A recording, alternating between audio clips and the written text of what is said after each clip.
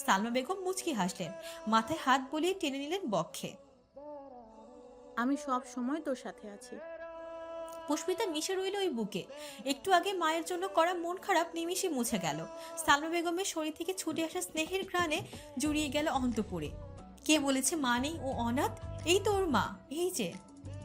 সাফিনের মুখের দশা করুণ, চোখে মুখের অবস্থা ভালো নয়, কাদো কাদো চেহারা। চিন্তায় কেমন ফ্যাস ফেসে শ্বাস নিতে নিতে তীব্রর পাশে এসে দাঁড়ালো।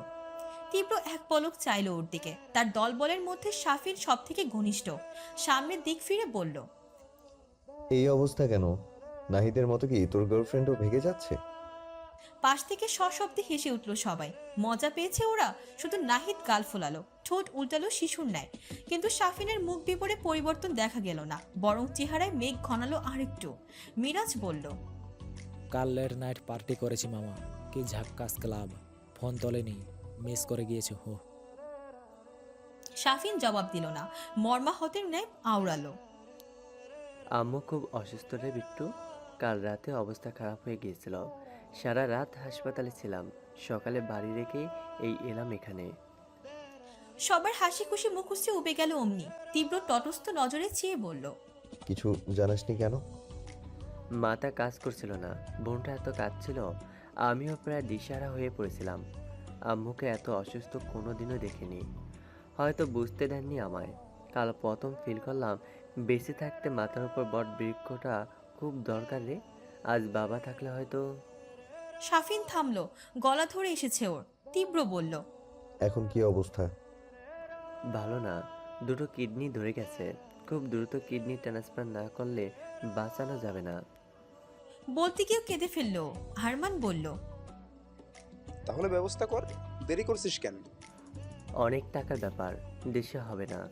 ইন্ডিয়ার অ্যাপোলো সাজেস্ট করেছেন ওনারা। আর ওটা যে কেমন ডাকাত হাসপাতাল জানিসই তো, লাখ পাঁচেক সারা নড়তে পারবো না। আর এই মুহূর্তে 5 লাখ আমার কাছে অনেক কিছু। মিরাজ উৎকণ্ঠিত হয়ে বলল। এখন তাহলে উপায়? সাফিন হতাশ কণ্ঠে বলল, জানি না রে, বাইকটা বেচে দেবো ভাবছি, ওটা দিয়ে যা পাবো আপাতত চলবে। থামলো। শ্বাস টানার আগেই তীব্র ঠাস করে একটা চর বসালো ওর গালে। সাফিন চমকে গেছে, ভ্যাবা জায়গা খেয়ে গাল ধরে বলল। কি করলাম? তীব্র নিশ্চোপ খাড় বাঁকালো মিরাজের দিকে। এই মাসের চাঁদা তুলেছি। হ্যাঁ, সে তো 1 তারিখে উঠিয়েছি। সব গোটা মিলে উড়াধুড়া উড়িয়েছি পার্টি করে। তীব্র দাঁত দিয়ে নিচের ঠোঁট কামড়ায়, ভাবে কিছু। প্যাকেট থেকে সিগারেট তুলতে গিয়ে দেখলো খালি। আরমানকে বলল, সিগারেট আনা তো। তোর ভাই দামি সিগারেট।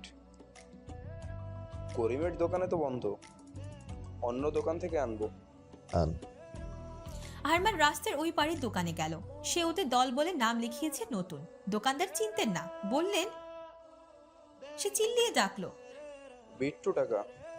নাম শুনেই দোকানদার ভয়ে শেষ। তীব্রর খোলাটে নজর তাক হলো, ঠান্ডা গলায় শুধালো। তোর টাকা লাগবে? লোকটি শশব্যস্ত বললেন। আরমান ঠোঁট চেপে হাসলো, রাস্তা ডিঙিয়ে ফিরে এলো। আস্ত প্যাকেট ছিঁড়ে সিগারেটের তামাটে মাথা ধরালো নিচ থেকে, বাড়িয়ে দিল তীব্রর দিক। সাফিন গালে হাত দিয়ে দাঁড়িয়ে আছে তখনও। বোকা বোকা চোখ ফ্যাল ফ্যাল করছে। চর কেন খেয়েছে বুঝতে পারছে না। ও তো খারাপ কিছু বলেনি, একটুখানি কষ্টের কথা শেয়ার করতে মারলো কেন বিট্টু? সাদাটি ধোয়ার কবলে তীব্র নাক মুখ ঢেকে যায়। সুতনো বকাটের ঠোঁটে জলজলে সিগারেট সৌন্দর্য ফোটায় দ্বিগুণ। ফোন বাজলো তখন। রিংটংয়ের কড়া শব্দ ভেসে এলো। জিপের সিট থেকে ফোন এনে এগিয়ে দেয় মুশফিক। তীব্র স্ক্রিনে চাইলো, ধরলো। কোথায় তুমি? যেখানে থাকার কথা। বাঁকা উত্তরে জামশেদ নাক ফোলালেন, একটু থেমে শান্ত কণ্ঠে বললেন, এক্ষুনি একবার আমার অফিসে আসতে পারবে? কথা ছিল। আসছি। লাইন কাটলো তীব্র। উৎসুক দলের দিকে চেয়ে জানালো, মন্ত্রী মশাইয়ের কল, দাওয়াত দিয়েছেন অফিসে। মিরাজ বলল, আমিও যাই। হ্যাঁ। মিরাজ জিপের দরজা খুলে ভদ্রের ন্যায় বসলো, অথচ স্ট্যান্ড ধরে লাফ দিয়ে ভেতরে ঢুকলো তীব্র। সময়টি তাকে মনে হলো কাদম্বিনীর কোল ঘেঁষে ছুটে এলো দাপুটে এক বাজ পাখি। জামশেদ তালুকদারের কেবিনের সামনে আসতেই গার্ড এসে সামনে দাঁড়ালেন। বাধা পেয়ে থামলো ওরা। তীব্র ভ্রু বাঁকালো। গার্ড নম্র গলায় বললেন।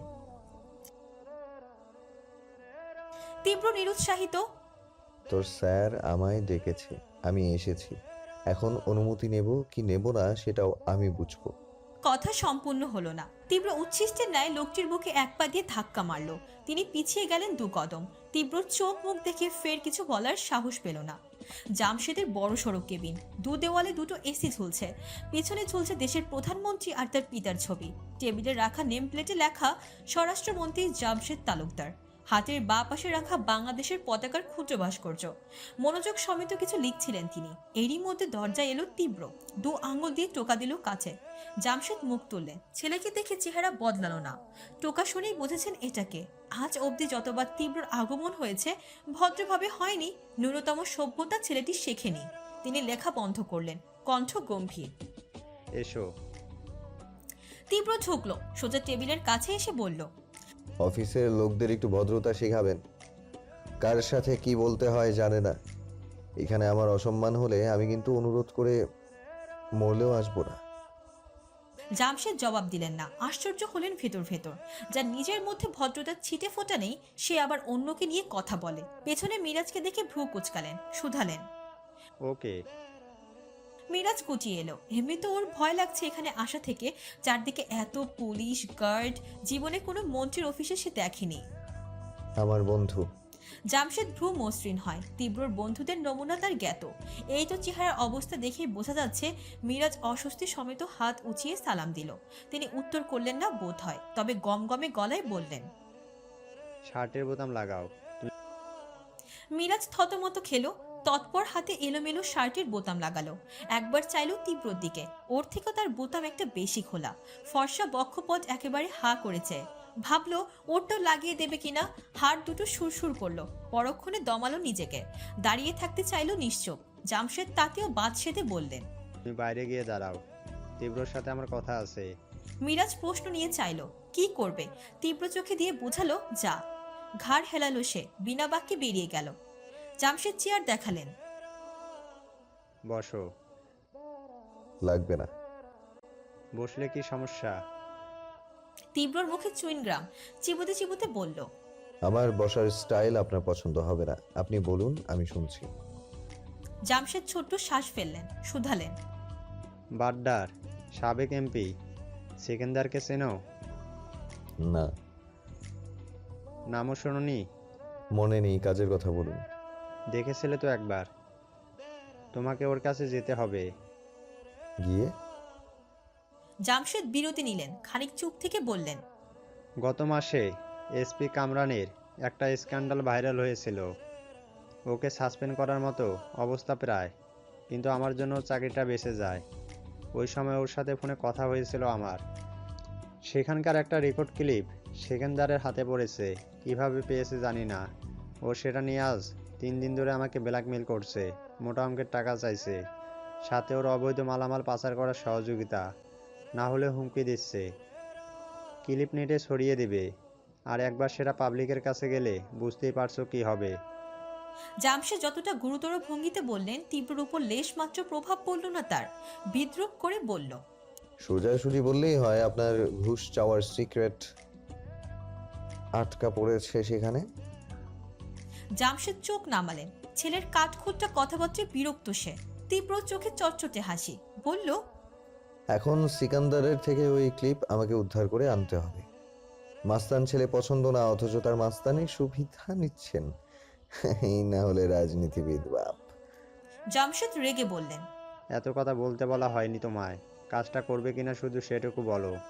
আপনার হাতে অন্য অপশন আছে? নিভে গেলেন তিনি। এই কাজের জন্য যতটা সাহস বিচক্ষণতা দরকার, তীব্র থেকে ভালো কেউ নেই। থেমে থেমে বললেন, তুমি আমার ছেলে, সবচেয়ে বিশ্বাসী লোক। এরকম একটা কাজ আমি কেন অন্য কাউকে দেব? তীব্র তুচ্ছ হাসল, বলল, আমি রোদের মধ্যে মানুষকে ভয় দেখিয়ে টাকা নিই, আর আপনি নেন এসি রুমে বসে ঠান্ডা মাথায়। অথচ দুটোই কিন্তু অবৈধ। এদিক থেকে দেখতে গেলে আপনি আমি দুজনেই এক, তাই না? জামশেদ অতিষ্ঠ ভঙ্গিতে মাথার দুপাশ চেপে ধরলেন। তার সহ্য শক্তি তীব্র সামনে এলে কিভাবে যেন তরতর করে বেড়ে যায়। চাইলেও সঠিক উত্তর দিতে পারেন না, চুপ করে থাকেন। তীব্র নিজেই বলল, কাজটা করব, কিন্তু শর্ত আছে আমার। জামশেদ তাকালেন। কি শর্ত? 5 লাখ টাকা লাগবে। জামশেদ দ্বিতীয় প্রশ্ন করলেন না, বেশি খাটালে তীব্র বেঁকে বসবে নিশ্চিত। সহজ কণ্ঠে বললেন। আবুলের থেকে চেক নিয়ে যাও। তীব্র তুষ্ট গলায় বলল। গ্রেট, আপনার কাজ কালকের মধ্যেই হয়ে যাবে। জামশেদ উত্তর দিলেন না। তীব্র বেরিয়ে গেল। তিনি চেয়ে রইলেন ওর গমন পথে, মুখ ফুলিয়ে স্বস্তির শ্বাস ফেললেন। তীব্র যখন বলেছে কাজ হবে, তিনি শতভাগ নিশ্চিত তা হবেই। দরজার টোকা পড়ায় আবুল হাসান বিরক্ত, বিস্মিত। এই অফিসে জামশেদের পরেই তার সম্মান। ওনার কাজে লাগলে তাকে ফোন করে ডেকে নেন, কেবিনে আসেন না। তাহলে দরজায় এমন ঠোকাঠুকি করে কার সাহস? তিনি তেতে উঁচু গলায় বললেন। এই কে রে? তীব্র দৌড় ঠেলে দিল। দেওয়ালের এপারে এসে বাড়ি খেলো কাজ। উৎকট আওয়াজ আর ওর মুখটা দেখে চুপসে গেলেন তিনি। তীব্র দাপুটে গলায় বলল। তোর বাপ। আবুল সবেগে উঠে দাঁড়ালেন, চেয়ার রেখে এগিয়ে গেলেন তস্র। স্যার আপনি? আমি বুঝতে পারিনি। আসুন স্যার আসুন। কি সৌভাগ্য আপনি আমার কেবিনে। তীব্র ভেতরে ঢুকলো, সাথে মিরাজ। তার চোখ অফিসের কোনাকুনিতে, চোখ জুড়ে বিস্ময় আর মুগ্ধতা। আবুল শিও চেয়ার হাত দিয়ে মুছে তীব্র দিক এগিয়ে দিলেন। বসুন স্যার। বসলো তীব্র। পায়ের উপর পা তুলে এক হাত ছড়ালো হাতলে, চোখ ছোট করে বলল। তোর অতি ভক্তি দেখলেই আমার হাত চুলকায়। ইচ্ছে করে তোর ভোতানকটা এক খুশিতে ফাটিয়ে দেই। মিরাজ ঠোঁটে হাসি চেপে হাসি আটকাতে চাইল, অথচ গহ্বর ফুরে ফিক ফিক শব্দ করে বেরিয়ে এলো তা। আবুল হতভম্ব হয়ে বললেন। আমি কি করেছি স্যার? তীব্র চসূচক শব্দ করলো। সেটাই তো সমস্যা, কিছু করছিস না। আচ্ছা ওসব বাদ, ফটাফট একটা 5 লাখের চেক দে। আবুল হাসান ভ্রু কপালে তুলে বললেন। এত টাকা? হঠাৎ এত টাকা কেন স্যার? তীব্র উষ্ণ আর চোখে চাইল। তিনি ঘাবড়ে বললেন। দিচ্ছি। মুখ কালো করে চেক আনলেন তিনি। তীব্রর দিকে বাড়িয়ে দিলেন বিনয়ে। সে হাতে নিয়ে উঠে দাঁড়ালো।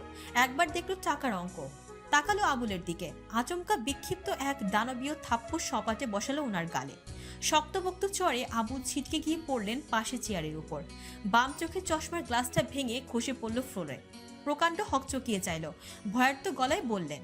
টাকা তো ঠিকঠাকই দিলাম স্যার। তীব্র সে চেয়ারের উপর পা তুলে দেয়, ঝুঁকে যায় হাঁটুর উপর, অলস ভঙ্গিতে জানায়। টাকার জন্য নয়, মাটা তোর সাহসের পুরস্কার। তীব্র রেজা তালুকদারকে প্রশ্ন করলে উপহার নিবি না? আবুল হাসান ঢোক গিললেন, কোনো মতে সোজা হলেন। কণ্ঠ নরম করে আবেগ জড়িয়ে বললেন। আমি তো আপনার বাবার বয়সী। তীব্র বক্র হাসলো। মিরাজের দিক চেয়ে দেখলো সেও হাসছে। তারপর ফিরে বলল। দাদার বয়সী লোককে পেটানোরও রেকর্ড আছে আমার, ডেমো দেখবি? আবুল হাসান শঙ্কিত চেহারায় মাথা নাড়লেন দুপাশে। তীব্র ওনার গালে চাপড়ে বলল। ভয় পাস না, আজ আর মারবো না। তুই আমার বাবার পোষা বিলাই, ম্যাও ম্যাও করবি, লেজ নাড়াবি, ব্যাস। এর এক দণ্ড বেশি করেছিস তো। আঙুল উচালো সে, ছুড়ল নীরব শব্দহীন গর্জন। তীব্র হাতে ধরল। মিরাজ দাঁত মেলে হাসছে। কাণ্ডগুলো ভীষণ মজা পেয়েছে সে। আবুলের দিক চেয়ে বিড়বিড়িয়ে বলল। ঠিক হয়েছে। সেই হাসি কথার তীব্রর পিঠের দিকে চেয়ে জ্বলন্ত শিখানায় টক বগালেন আবুল। ভেতরে ভেতরে পুষলেন আগ্নেয়গিরির উত্তপ্ত সীমাহীন দগ্ধ লাভা। ছোটখাটো তবে আকস্মিক থাপ্পড় খেয়ে শাফিন থম মেরে বসে আছে। এমনিতে ওর মন খারাপ, মায়ের চিকিৎসা কিভাবে করবে তা নিয়ে মাথা এলোমেলো। বাবার পেনশনে সংসার চলে, ওর নিজের ইনকাম নেই। বিট্টুর সঙ্গে থেকে যা কামায় তা খরচ হয় নিমিষেই। শাফিনের মস্তিষ্কে হঠাৎই বিবর্ণ বাস্তব সাঙ্গবাঙ্গ সমেত হানা। বোনটা বড় হচ্ছে, বিয়ে দিতে হবে একদিন। কিভাবে কি করবে ও? সারাদিন রংবাজি করলে তো আর সঠিক সুরাহা পাবে না। ওর কি আবার একটা চাকরির জোগাড়ে নামা উচিত? কিন্তু নেমেছিল তো একবার। ঘুষ ব্যতীত কেউ তো কাজ দিতে রাজি হয় না। যেখানে যায় লাখ লাখ টাকা ডিমান্ড তাদের। সেসবের প্রতি বিশিষ্ট হয়েই তো এই পথে আসলো। আড্ডা, মারামারি, এসবে এখন অন্যরকম সুখ। পাশে বসে সবাই গল্পে ব্যস্ত। সামনের দিকে এক স্কুল পড়ুয়া মেয়ে গেলে আরমান সিটি বাজায়। মুশফিক বলল। পিচ্ছি মেয়ে, বউ হবা? মেয়েটি কথা বলল না, তাকায় উনি। চুপচাপ মাথা নুয়ে হেঁটে গেল। তাদের প্রমোদ কণ্ঠস্বর আজকে শাফিনের উপর প্রভাব ফেলল না। সে একই রকম হতাশ ভঙ্গিতে বসে। তীব্র জিভ এসে ফিরল তখন। মিরাজ নামলো সে। শাফিন একবার চোখ তুলে ওদের দেখে আবার পায়ের পাতার দিকে চাইল। আচমকা সামনে প্যাকেট জাতীয় কিছু একটা দেখে মুখ তুলল। চাউনিতে প্রশ্ন। তীব্র অধৈর্য। ধরবি? আগরে কি দেখছিস? কি এটা? খুলে দেখ। বলে ব্যাগটা ছুঁড়ে ফেললো রুরুর উপর। শক্তপোক্ত জিনিস, সে কালো প্যাকেট আস্তে ধীরে ছাড়ায়। উন্মুক্ত হয় পুরো কয়েকটা টাকার বান্ডিল। চোখ বেরিয়ে আসে ওদের। শাফিন ঠোঁট ফাঁকা করে বলে, এত টাকা? তীব্রর ভাবভঙ্গি উদ্বেগ।